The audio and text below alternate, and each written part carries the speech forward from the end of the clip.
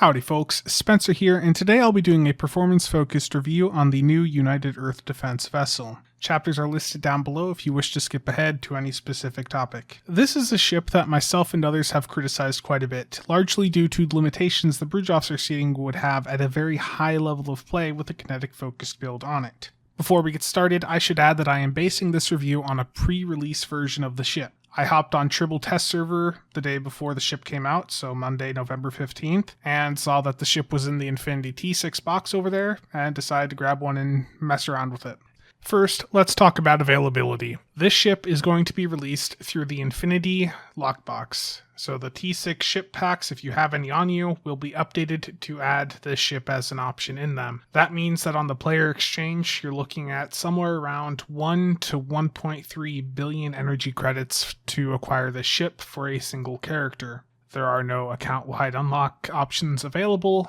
Now let's take a quick look at the stats of the ship. This ship is a warship with a 4-4 weapon setup.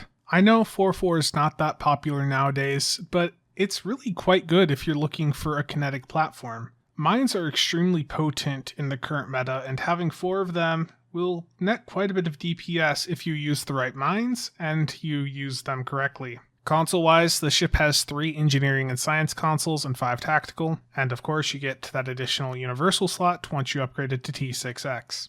The mastery of the ship gives you plus 5 accuracy, plus 15 crit severity, plus 2.5 crit chance, and a small Cat 1 energy and kinetic damage boost of 10%. That 10% is roughly equivalent to a quarter of what a TAC console would net you, so that's not a big deal.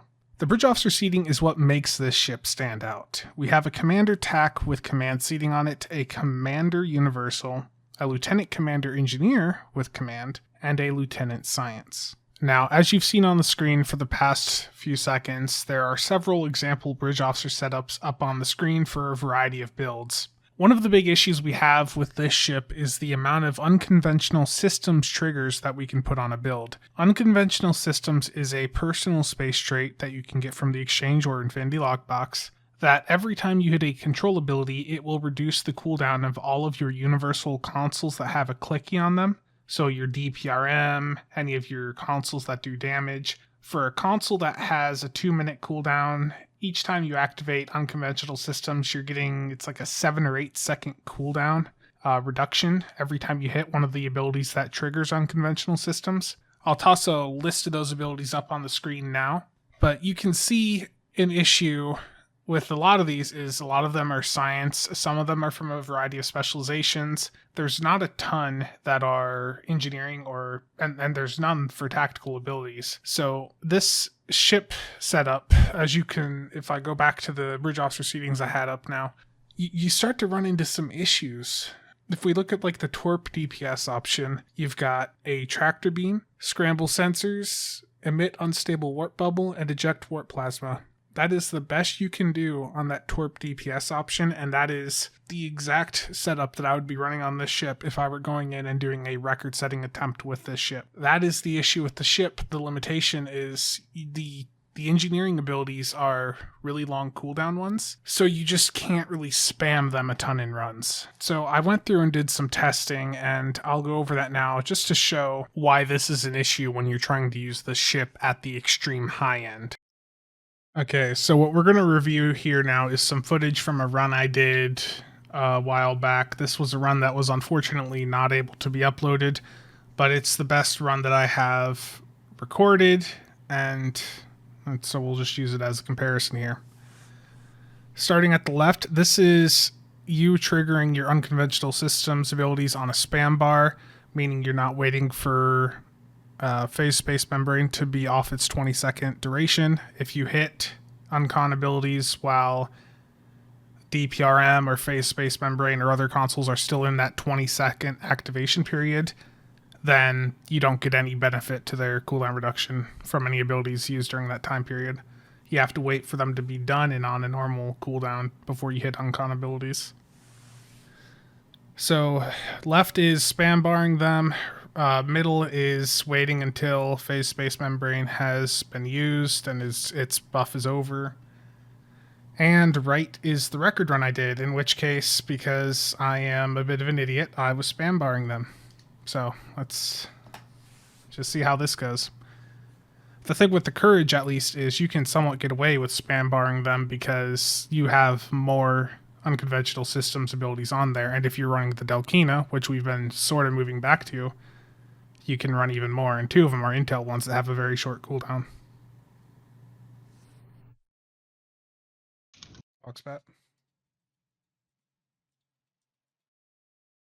So in this run, in this one here, this good run, it looks like I didn't have an Oxbat hit for me, so the Fate Space Membrane actually went down a little bit early at the start. It should have had another 10 seconds of uptime, but I probably just called out for the Oxbat too late, or people didn't hear me.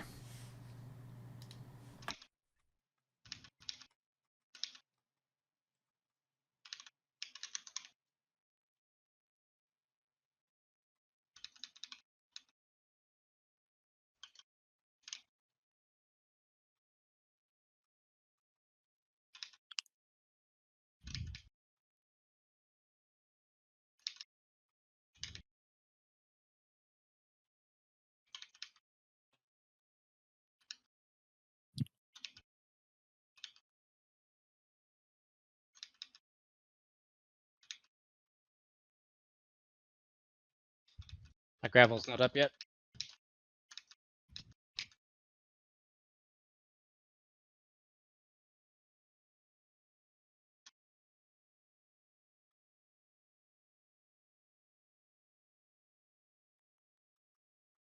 Okay, so I'm a minute into this run. On the Run with the Courage, because there's more unconventional systems abilities that I can spam, even with me messing up and just spam barring them, my Phase Space Membrane is basically back up near the end of the gate and will be up for the entirety of the TAC Cube. On the bad timing one, it's got half a minute left. And on the middle one here, we're at 15 seconds, so it's not that far behind. There's a gen up on left, 2 spheres on right. Someone go grab the gen. I'll go grab the spheres.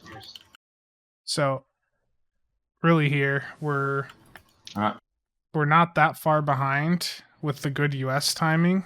So I think if you timed your stuff perfectly with United Earth Defense Vessel, you could use it for a record run like this. And I think it would hit really hard based on the testing I've done so far, but let's keep going. I will go for the gen. Oxbat. Done.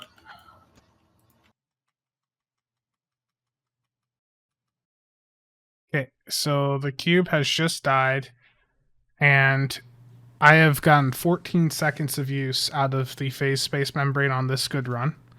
On the middle run, or if I had used the United Earth Defense Vessel, I would be 11 seconds in if I timed everything perfectly. And on the bad run, or the bad example at the left, if I was spam barring, I was only 6 seconds in, so I barely got any benefit out of the Phase Space Membrane.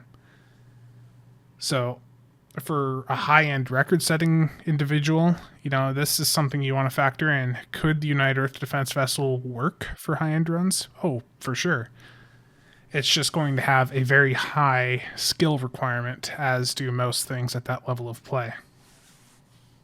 But, I mean, with the good US timings, it's not that far behind, like 3-4 seconds difference. So it's not perfect, but I think it could be doable.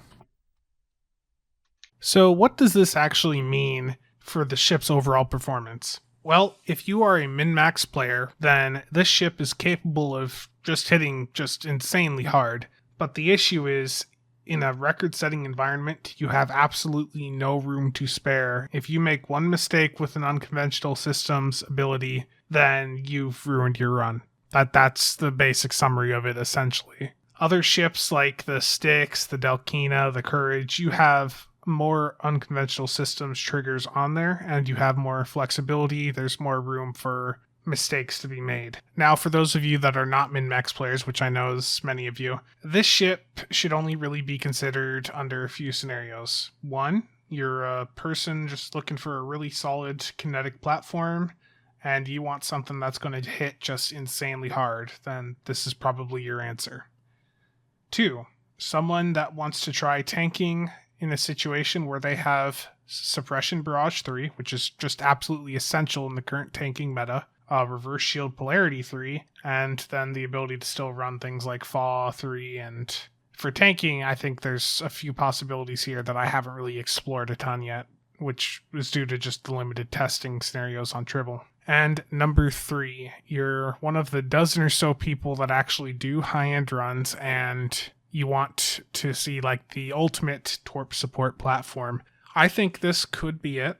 I could be wrong, but this is a ship where you could run a Gravwell 3 and an Attack Pattern Beta 3 at the same time. You can do something similar with the Titan, but you have to swap modes. This, you don't have to swap modes at all. So there's some interesting possibilities with this ship, but that's enough for the performance. Let's go dive into the console and the trait. Okay, so now let's take a look at the Starship trait, which is Interlaced Emitters. When you use a Shield Heal Bridge Officer ability, so something like Science Team or Transfer Shield Strength, the target of that shield heal, even if it's yourself, will receive for 6 seconds 20% shield hardness, automatic shield redistribution, and immunity to shield drains. So the best way that I have found to maintain high uptime of this is to use the trait Fresh from R&R. This is a lockbox trait.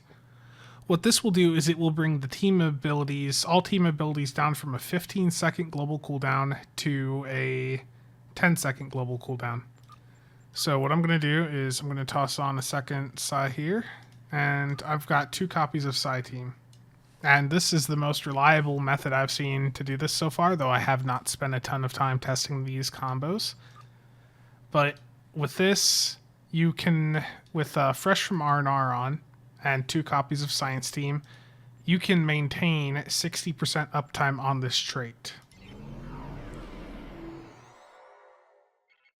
Please state the nature of the emergency. You are reliant on, having some cooldown reduction happening between the 2 copies, but that is the best route to have high uptime on this that I've seen. 60% uptime is, I think, this is probably the easiest approach you're going to have to get a high uptime with this trait, if it's a trait that you are looking to use. I don't know if it's worth using. I have been testing things on Tribble, and I don't have a ton of things that I can go in and test this against. If I go into a solo Hive Elite, I don't have all the gear that I need over on this character, so I just get obliterated. So this trait, for those of you that are interested in it, I think it has potential. In the one thing I did try against the Borg, it felt like my shields weren't being damaged as much, but I was still just dying insanely fast because of all the dots and everything, so it was really hard for me to test. So yeah, the dual Science Teams with the Fresh from R&R trait, I think, is the easiest way to have high uptime on this. Now let's talk about the console. The console is the Mobile Defense Net. It's got a passive on it for +5 max shield power and +12.5% max shield capacity. As I said in my early thoughts on this ship, the passives are not anything for anyone to care about. When you hit this, it's going to just really slow you down and prevent you from moving or doing anything like that. It's going to create a net around you that's going to heal any enemy or any allies that come within 5 kilometers of you. So you can see all the perks of it there. I talked about this last week, but it's some decent buffs if your teammates are close enough for you to affect them. So there was also a question of, does this work with the Sentry mode? And the answer is, if you're in Sentry mode first, no. So I'm going to go into the Mobile Defense Net. If you start with the Mobile Defense Net, you can hit the Sentry mode after 10 seconds. But if you hit the Sentry mode first, you cannot hit the Mobile Defense Net at all. So if this was a combo that you were looking to use, you need to make sure you're activating the Mobile Defense Net first. both of these consoles, both the Mobile Defense Net and the Sentry mode console, are 2-minute cooldowns, but you can get those back up quite fast if you use a bunch of unconventional systems triggers on the build, which I've talked about quite a bit in this video. So I think that the console has a very neat visual. I just don't think there's going to be a ton of practical use for it. You know, you guys can be the judge of it. I think the visual looks amazing, you know, but I don't, you know, at the end of the day, we are talking about a ship that is character specific. The trait and console are neat ideas, but how many of you are going to be able to afford a ship that's going to cost, you know, 1 to 1.2 billion EC for one character?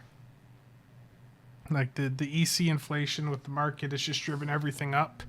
Cryptic's not even addressing that issue. So ships like this are just really hard to get. So I think it's time now to just summarize everything and just wrap this video up, because this is a rather long video. I think that this ship is a really good ship for people wanting to get into torpedoes. It might be good for some min-max players, but you have no room to slip up with your timings of abilities like you do with other ships. I think for tanking, you know, there's some interesting potential. When we look at a setup like this, you can run Suppression Barrage 3, Reverse Shield Polarity 3. You can't do this on other ships. Like, I think this could be a really interesting tanking platform. I'm curious to see what people can do with it. For people that want to do torp support, I've talked about this already. I think it could be a good platform. But I think the main highlights are obviously the kinetic performance and the probably the tanking performance, because RSP 3 is huge, and then Suppression Barrage 3, Suppression Barrage 3, if you are not familiar with it, got a massive buff earlier this year, and it's just absolutely insane what it does for tanking. You're literally cutting off half of the enemy's damage when you hit them while that ability's up. It's insanely powerful, and you know, the fact that this ship can run that and then Reverse Shield Polarity 3 at the same time is just, it's insane. One last thing I guess I should go over. Let me pull up display capture here. I did some testing between this ship and a few others, just out of curiosity. I was curious what the ship would do over a long duration test with a torp setup on it. So the torp setup you saw at the beginning of the video is what I used. And I did some short duration test, and then I did some long duration test. And in the long duration test, this ship performed right around 10% better than the Styx. But while that performance was better over the longer duration, this was a 15-minute test, and the Styx test was 20 minutes. While this is a lead, this is only looking at the damage potential of the ship.